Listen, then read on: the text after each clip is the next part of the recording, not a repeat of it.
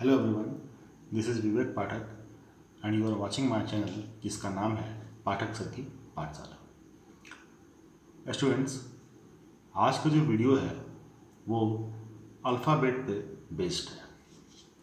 Alphabet बड़ा important chapter है सारे एग्जामिनेशंस के व्यू पे। ऐसा इसलिए मैं बता रहा हूँ क्योंकि अल्फ़ाबेट कहीं ना कहीं कोडिंग और डिकोडिंग चैप्टर का बेस है। अब ये बेस क्यों है? क्योंकि अल्फ़ाबेट टेस्ट का कुछ पार्ट, जो स्टार्टिंग का जो कुछ पार्ट है, जो अल्फ़ाबेट वाला जो पार्ट है, वो कोडिंग और डिकोडिंग में अल्फ़ाबेट से ज़्यादा यूज़ होता है। इसलिए मैंने कहा कि ये कोडिंग और डिकोडिंग का बेस पार्ट है। ठीक है, अल्फ़ाबेट सारे एग्ज़ाम्स के व्यू से भी इम्पॉर्टेंट है। ऐसा इसलिए क्योंकि हर एग्ज़ाम्स में, सारे एग्ज़ाम्स में इससे क्वेश्चंस पूछे जाते हैं और 2 से 3 मिनिमम क्वेश्चंस हैं जो अल्फ़ाबेट से आते हैं। बहुत सारे टाइप्स है इसमें, बहुत चीज़ों को जानना ज़रूरी है इसमें, तो एक एक करके हम लोग सारी चीज़ों को इसमें क्लियर करेंगे। तो आइए बढ़ते हैं वीडियो की ओर और समझते हैं कि क्या क्या जानना है हमें अल्फ़ाबेट टेस्ट में। तो यहाँ सबसे पहले स्टूडेंट्स, स्क्रीन पर इंग्लिश अल्फ़ाबेट टेबल आपको कुछ दिख रहा होगा। क्या है ये टेबल, कितना इम्पॉर्टेंट है ये टेबल, इसके बारे में जान लें। तो मैं जैसा कि जस्ट स्टार्टिंग में बोला कि कोडिंग और डिकोडिंग का बेस है ये अल्फ़ाबेट चैप्टर। तो अल्फ़ाबेट चैप्टर का ये जो अल्फ़ाबेटिक जो टेबल जो आपके स्क्रीन पर इस टाइम दिख रहा है, यही है उसका बेस। और मोस्ट इम्पॉर्टेंटली इसी के बारे में हमें जानना बहुत ज़्यादा ज़रूरी है। तो सबसे पहले आप स्क्रीन पर दिख रहे हैं कि ए से लेकर जेड तक लिखा गया है, लेकिन कुछ डिफरेंट वे में लिखा गया है कि ए से लेकर के एम तक अगर आप देखेंगे तो एक साथ लिखा गया है। फिर एम के बाद आगे नेक्स्ट टर्म मुझे एन लिखना था, लेकिन एन को मैंने ठीक उसके नीचे, एम के ठीक सामने, एम के ठीक अपोजिट लिखा है। फिर एन के बाद O, P, Q, R, S, T, U, V, W, X, Y and Z, कुछ इस प्रकार से लिखा गया है। तो मैं इसका रीज़न बता दूँ आपको। ऐसा मैंने इसलिए लिखा है कि इंग्लिश अल्फ़ाबेट में टोटल 26 लेटर्स होते हैं, और अगर मैं इन 26 लेटर्स को 2 इक्वल पार्ट्स में डिवाइड कर दूं तो 13 एंड 13 के 2 पार्ट्स हो जाते हैं। तो 1 से लेकर के 13 तक मीन्स ए टू एम, ये होता है हमारा फर्स्ट पार्ट। अगर हिंदी में बोलूँ तो इसे पहला भाग, और भी हिंदी में बोलूँ तो इसे पहला अर्धांश कहा जाता है। एंड एन टू जेड इस सेकेंड पार्ट, हिंदी में बोलूँ तो दूसरा भाग, और भी अधिक हिंदी में बोलूँ तो दूसरा अर्धांश। मीन्स इंग्लिश अल्फ़ाबेट को हम लोग 2 इक्वल पार्ट्स में डिवाइड करते हैं। First 1 to 13 and then second 14 to 26। तो ए से लेकर के एम को हम लोग कहते हैं फर्स्ट हाफ मीन्स पहला अर्धांश। एन से लेकर के जेड को हम लोग कहते हैं सेकेंड हाफ मीन्स दूसरा अर्धांश। तो आगे क्या लिखा गया है इसमें, अंग्रेजी वर्णमाला में टोटल 26 लेटर्स होते हैं जो ए से आरंभ होता है और जेड पर एंड होता है, जैसा कि हम लोग को पता है। और क्या जानना है हमें इसमें, तो हमें यह जानना था कि अंग्रेजी वर्णमाला में 2 विपरीत अक्षरों का जो योग है, जो सम है, वो 27 के बराबर होता है। अब इस चीज़ को मैं क्लियरफाई करूँ कि ये क्या कहना चाह रहा है। ये कहना चाह रहा है, जैसा कि आप स्क्रीन पर देख रहे हैं कि ए के ठीक सामने जेड लिखा गया है, बी के ठीक सामने वाई है, सी के अपोजिट ठीक एक्स है, कुछ इस प्रकार से आगे लिखा गया है। तो ए से लेकर के जो एम है ये है हमारा फर्स्ट हाफ, और एन से लेकर जो जेड है ये हमारा है सेकेंड हाफ। तो सेकेंड हाफ और फर्स्ट हाफ के बारे में कुछ जान लें कि फर्स्ट हाफ में जितने भी लेटर्स हैं उन सभी के अपोजिट्स मिलेंगे हमें सेकेंड हाफ में, और सेकेंड हाफ में जितने भी लेटर्स हैं उन सभी के अपोजिट मिलेंगे हमें फर्स्ट हाफ में। तो इसी चीज़ को लिखा गया है कि फर्स्ट, ठीक है, फर्स्ट जैसे कि मान लें ए का वैल्यू होता है 1, और ठीक इसके सामने जेड लिखा गया है, मीन्स ए का अपोजिट होता है जेड, तो जेड का वैल्यू होता है 26। दोनों को अगर ऐड कर ले तो हो जाएगा 27। ठीक उसी प्रकार से आगे किसी को भी हम अगर चेक कर लें, जी का वैल्यू होता है 7, टी उसके सामने है मीन्स उसका अपोजिट है टी, और दोनों को अगर ऐड कर लें तो होता है 27। उसी चीज़ को यहाँ लिखा गया कि अंग्रेजी वर्णमाला में 2 विपरीत अक्षरों का योग 27 के बराबर होता है। Sum of 2 opposite letters is equal to 27। आगे देखें तो आगे इसमें लिखा गया कि अंग्रेजी वर्णमाला को 2 भागों में बांटा गया है, जैसा कि मैंने आपको शुरू में बताया, स्टार्टिंग में ही मैंने इस चीज़ को डिस्कस कर चुका है कि A to M ये हमारा फर्स्ट हाफ है और N to Z हमारा सेकंड हाफ है। ठीक है, तो A से M पहला भाग है और N से Z है हमारा दूसरा भाग। मोस्ट इम्पॉर्टेंटली इसमें क्या जाना था कि इंग्लिश अल्फ़ाबेट को हम लोग 2 इक्वल पार्ट्स में डिवाइड कर चुके हैं। A से M तक ये फर्स्ट हाफ, N से Z होता है सेकंड हाफ। 2 अपोजिट लेटर्स का सम होता है 27। और ये 2 अपोजिट लेटर कौन से, तो फर्स्ट हाफ का अपोजिट सेकंड हाफ में मिलेगा और सेकंड हाफ का अपोजिट जो है वो फर्स्ट हाफ में मिलेगा, और दोनों का सम ऑलवेज 27 होता है। जैसे ई का वैल्यू अगर 5 है तो 5 में जो भी जोड़ेंगे उसका सम होना चाहिए था 27, तो 5 + 22 करते हैं तो होता है 27। मीन्स 22 जिसका भी वैल्यू है वही 5 का अपोजिट है या ई का अपोजिट है। पढ़ते हैं नेक्स्ट।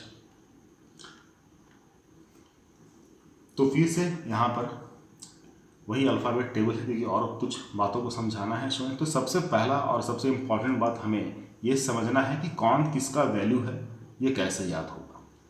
ठीक है, तो कौन किसका वैल्यू है वो कैसे याद होगा, इसके लिए एक वर्ड है इजोटी। ठीक है, एक वर्ड है इजोटी, और ये जो इजोटी वर्ड है इस पर आप ध्यान देंगे तो इसमें EJOT और Y दिखेगा, EJOT एंड Y। तो ये सभी जो भी लेटर्स यहाँ पे लिखे गए हैं इजोटी में, EJOT और Y, ये सभी 5 के मल्टीपल्स में है। 5 के मल्टीपल्स में मीन्स E का वैल्यू 5, J का 10, O का 15, T का 20, Y का होता है 25। तो ये 5 के मल्टीपल्स में है, तो आपको 5, 10 ये नहीं याद करना है। आपको सिर्फ ये समझना है कि इजोटी में फर्स्ट प्लेस पर कौन है, सेकंड प्लेस पर कौन है, थर्ड प्लेस पर कौन है, फोर्थ एंड फिफ्थ प्लेस पर कौन है। तो अगर आपको ये याद हो जाए कि इजोटी में थर्ड प्लेस पर O होता है, तो O थर्ड प्लेस पर है इजोटी में, और 3 को अगर 5 से मल्टीप्लाई कर लेंगे तो होगा 15। तो आपको ये याद हो जाएगा कि O का प्लेस वैल्यू है 15। और अगर ABCD आपको अच्छे से याद है तो आपको ये भी पता होगा कि ठीक O से पहले कौन होता है और ठीक O के बाद कौन होता है। O से ठीक पहले होता है M, तो 15 से ठीक पहले हो जाएगा 14। O के ठीक बाद होता है P, तो 15 के बाद हो जाएगा 16। मीन्स स्टूडेंट्स अगर आपको ये 5 लेटर्स याद हो जाते हैं तो ठीक इसके लेफ्ट ठीक इसके राइट कौन कौन लेटर्स है वो भी आपको याद हो जाएगा। ठीक है, और इनके अलावा इसके अलावा एक और वर्ड है जिसका नाम है सिफ्लोरक्स, CFILORUX, सिफ्लोरक्स। ठीक है, बिल्कुल मेडिसिन के नाम के जैसा है। लेकिन अगर सिफ्लोरक्स पर अगर आप फोकस करेंगे तो आप इसमें देखेंगे कि ये सभी के सभी 3 के मल्टीपल्स में है, 3 लेटर के मल्टीपल में है। 3, 6, 9, 12, 15, 18, 21 एंड 24 कुछ ऐसा है। तो मैं आपको एक बात और बता दूं कि अगर आपको इजोटी नहीं याद होता है या नहीं याद हो पा रहा है तो सिफ्लोरक्स भी कभी याद नहीं हो पाएगा। इसलिए सबसे इम्पॉर्टेंट है आपको इजोटी को याद करना। अगर आप समझ गए हैं तो फिर सिफ्लोरक्स के बारे में भी समझ जाएंगे। ठीक है, तो सिफ्लोरक्स 3 के मल्टीपल में है, तो यहाँ भी मैं वही बोलूँगा कि I कितने प्लेस पर है, F कितने प्लेस पर, अगर आपको ये पता हो जाता है तो इसको भी याद करना आसान है। जैसे सिफ्लोरक्स में I थर्ड प्लेस पर है तो 3 × 3 9, मीन्स I का वैल्यू 9। और जैसा ये याद हो गया कि I का वैल्यू 9 होता है तो ठीक I से पहले होता है H का वैल्यू हो जाएगा 8, और I के बाद होता है J का वैल्यू हो जाएगा 10।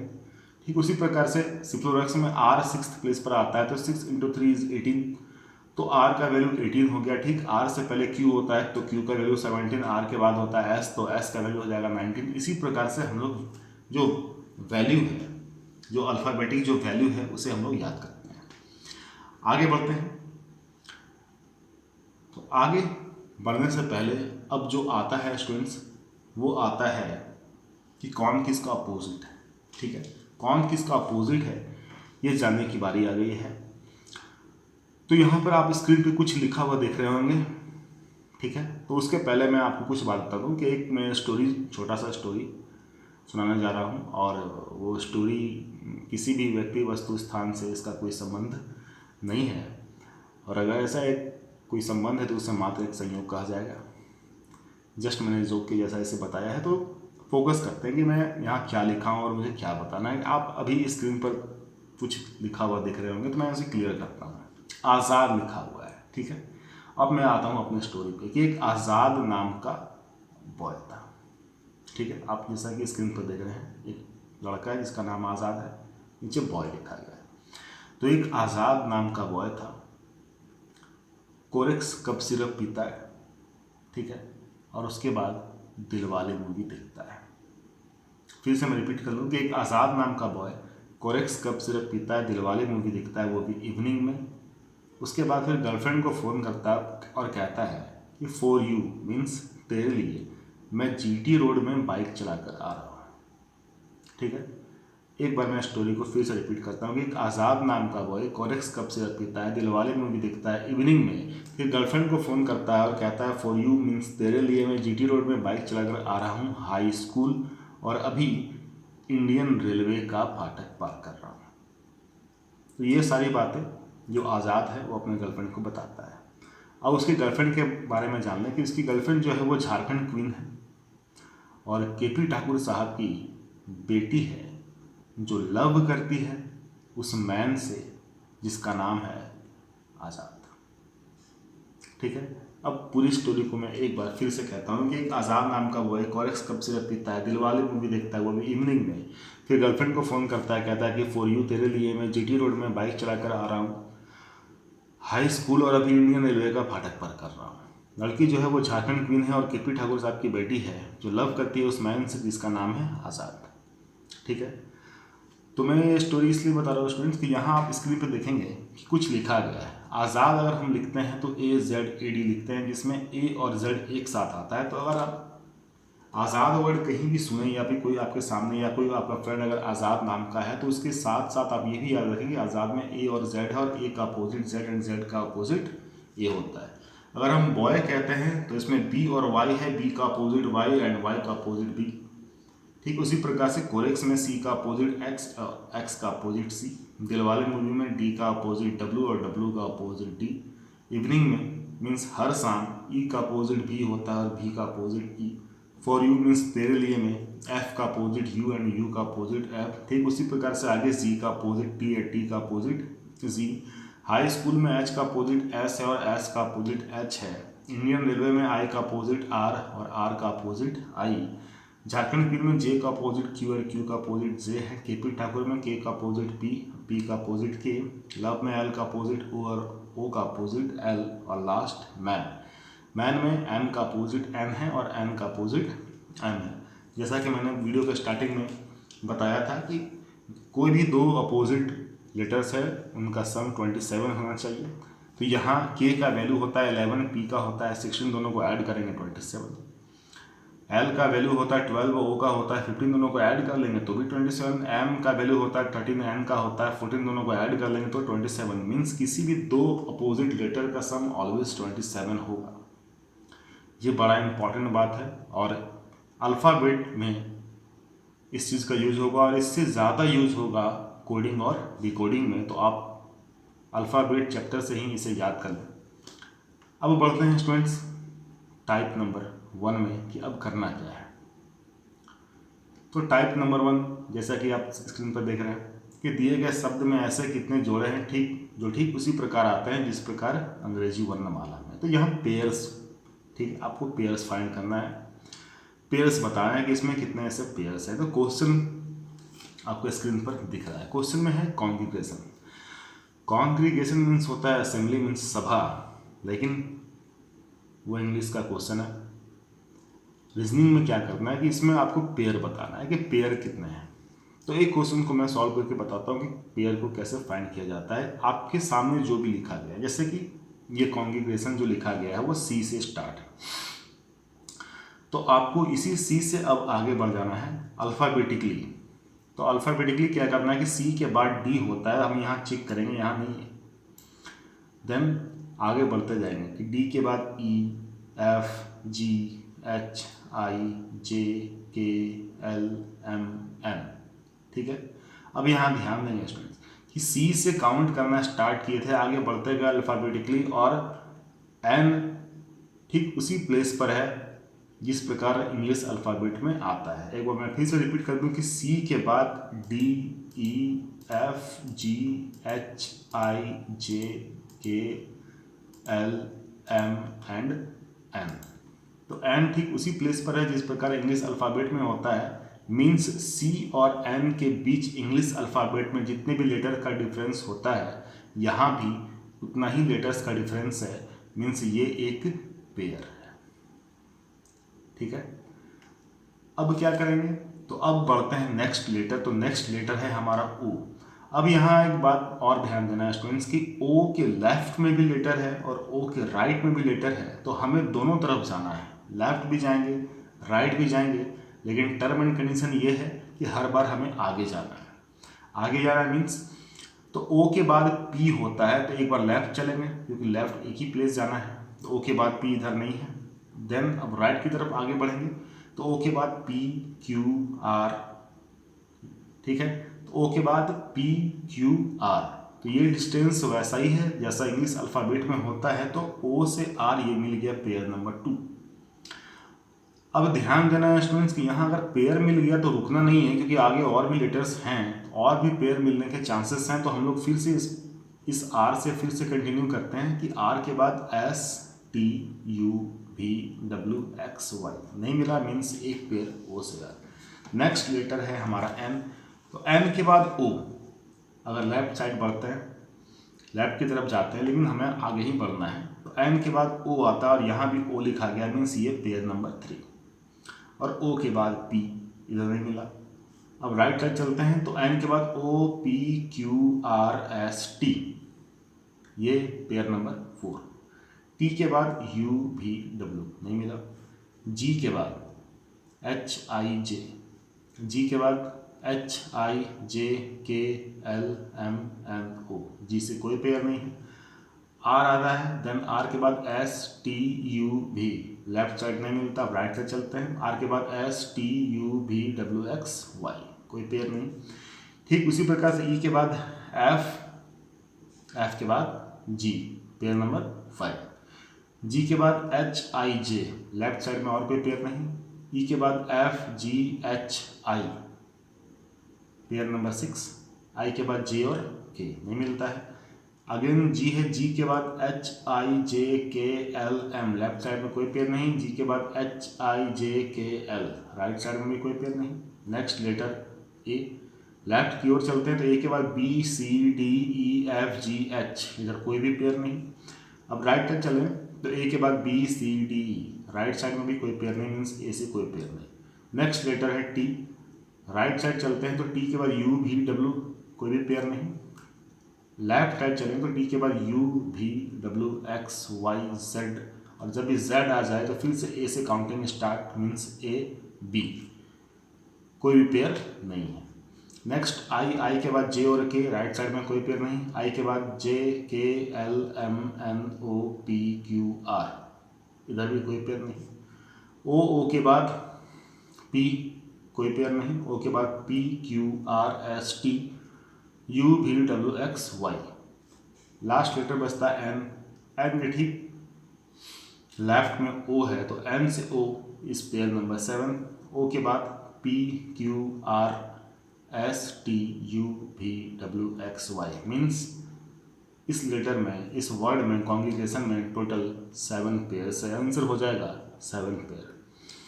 लेकिन यहाँ ध्यान देंगे स्टूडेंट्स कि कभी कभी एग्जाम में इतना पेयर निकालने की जरूरत नहीं पड़ती है, मैक्सिमम 3 या 4 पेयर निकालने का ज़रूरत पड़ता है। अगर क्वेश्चंस में अगर ऑप्शन पर आप पहले ध्यान देते हैं, तो ऑप्शन में ऑलरेडी दिया रहेगा 3, 4, 5, मोर देन 5, कुछ ऐसा। तो अगर मोर देन 4 या मोर देन 5 लिखा हुआ है, मीन्स अगर कुछ ऐसा है ऑप्शन में कि मोर देन 4 लिखा गया है, तो आपको सिर्फ 5 पेयर तक निकालना है। ठीक है, मोर देन 5 लिखा हुआ है तो आपको सिर्फ 6 पेयर तक निकालना है। ठीक इसी प्रकार से आगे बढ़ते हैं नेक्स्ट क्वेश्चन की ओर। क्वेश्चन टाइप 1 का ही फिर से वही है कि आपको पेयर निकालना है और जो वर्ड है वो है सुपरनेचुरल। ठीक है, तो इस बार पता है स्टूडेंट की क्या करना है। ठीक बिल्कुल वैसा ही सॉल्व करेंगे कि सबसे पहले एस है तो एस से सॉल्व करना स्टार्ट करते हैं कि एस के बाद T U V W X Y Z A B C D, ऐसे कोई पेयर नहीं। फिर U है, तो U से लेफ्ट चले तो U के बाद भी इधर नहीं मिलता, U के बाद भी W X Y Z A B C D E, इधर भी नहीं है। देन आता है पी के बाद क्यू, क्यू के बाद आर, इधर नहीं है। राइट साइड चलते हैं तो पी के बाद क्यू, क्यू के बाद आर, ये आया पेयर नंबर 1। आर के बाद S T U V W X Y, P से एक पेयर मिलता है। नेक्स्ट लेटर है ई, ई से लेफ्ट चले तो ई के बाद एफ जी एच, इधर नहीं है। राइट चलते ई के बाद F G H I J K L M, नहीं मिलता है। नेक्स्ट लेटर है आर, आर के बाद S T you. Left side चलते हैं तो आर के बाद एस टी एंड यू मिलता है, ये है पेयर नंबर 2। यू के बाद भी। राइट की ओर चलते हैं तो आर के बाद S T U V W X Y, नहीं मिलता है। नेक्स्ट लेटर है एन, एन के बाद O P Q R S, pair number 3। Right side चलते हैं तो एन के बाद O P Q R, pair number 4। R के बाद एस और T. Next letter A, A के बाद B C D E F, right side तो नहीं मिलता है एन। लेफ्ट साइड चलते हैं तो ए के बाद B C D E F G, नहीं मिलता। टी के बाद यू, पेयर नंबर 5। यू के बाद वी डब्ल्यू एक्स, टी के बाद U V W X Y Z A. Then U, U के बाद वी डब्ल्यू एक्स, यू के बाद V W X Y Z A B C, नहीं मिलता। आर के बाद एस और टी, आर के बाद S T, pair number 6। T के बाद U V W X Y Z A के बाद बी, ए के बाद B C D E F G H I J K, नहीं मिलता है। लास्ट लेटर बचता है एल, एल के बाद आता है M N O P Q R S T U V W, नहीं मिला, मीन्स आंसर हो जाएगा 6 पेयर। पढ़ते हैं नेक्स्ट। आपका होमवर्क है, आप सुपर नेचुरल को सॉल्व करें, पेयर निकालें और आप कमेंट सेक्शन में बताएं कि सुपर नेचुरल में कितना पेयर है। Type number 2 students, type number 2 बड़ा इजी है अल्फाबेट का। नीचे दिए गए शब्दों को शब्दकोश के अनुसार व्यवस्थित करें। तो शब्दकोश के बारे में समझ लें। शब्दकोश को इंग्लिश में डिक्शनरी कहा जाता है और हमें पता है कि डिक्शनरी में क्या होता है। डिक्शनरी में सबसे पहले ए लेटर, फिर बी लेटर, फिर सी लेटर, इसी प्रकार से आगे चलते हुए जेड तक जाते हैं। लेकिन अगर गौर से देखा जाए डिक्शनरी को तो हर एक लेटर में फिर से अल्फ़ाबेटिक चलता है। मीन्स ए लेटर वाला तो पहले आएगा, लेकिन उसमें भी सबसे पहले वो आएगा जिसमें ए के बाद ए आता हो। अगर ऐसा नहीं है तो ए के बाद बी, लेकिन बी के बाद फिर कौन, तो फिर से हर एक लेटर से अल्फ़ाबेट स्टार्ट। मीन्स बी के बाद फिर से ए नहीं है तो फिर से बी नहीं है तो फिर से सी। ठीक इसी प्रकार से हर एक लेटर के बाद अल्फ़ाबेट सीरीज चलता है। डिक्शनरी में कुछ वैसा होता है। तो यहाँ हमें अरेंज करना है। तो अगर देखा जाए तो 1 2 3 4 5 सभी के सभी जो भी लेटर्स हैं सभी के सभी एस से स्टार्ट है। तो फर्स्ट लेटर से ये तो नहीं पता चलेगा कि पहले कौन है, तो सेकेंड वाले से, थर्ड वाले से, ठीक इसी प्रकार से हम लोग आगे चलते हैं। तो सेकेंड में ओ है 2 जगह, एच है 2 जगह और एन है 1 जगह। तो ओ एच और एन में सबसे पहले एच आता है। तो एच वाले में से मीन्स थर्ड और फोर्थ में से इन्हीं दोनों में से कोई फर्स्ट और कोई सेकंड होगा।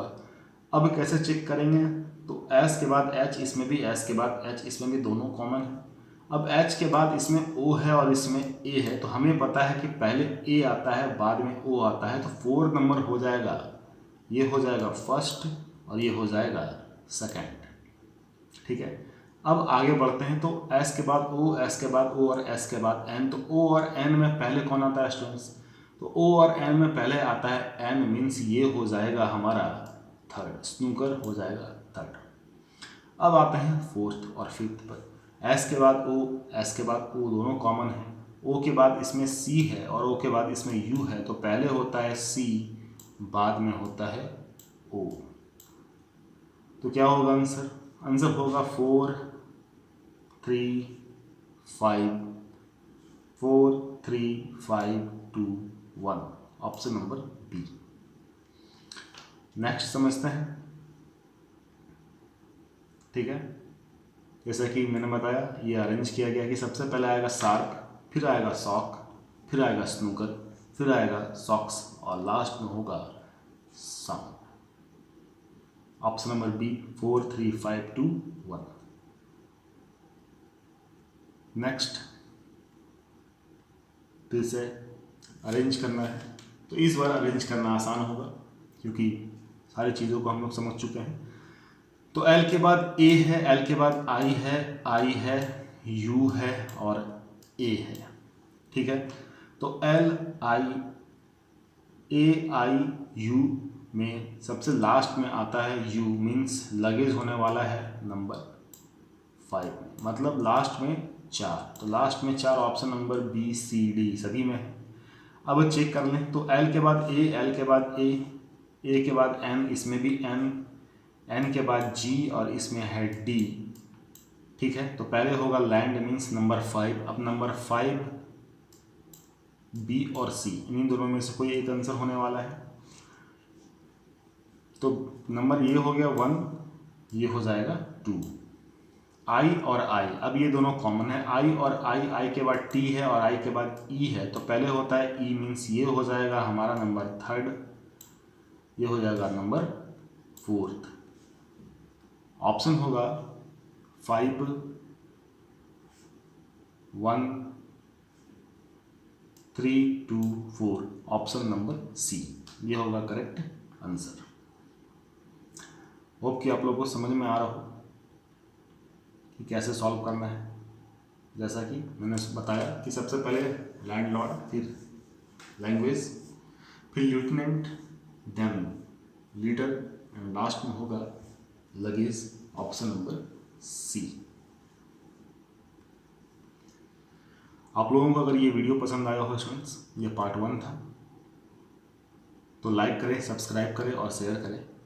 नेक्स्ट वीडियो पार्ट 2 जो कि इम्पॉर्टेंट होने वाला है, आगे की जानकारी हम लोग उस वीडियो में देखेंगे। धन्यवाद।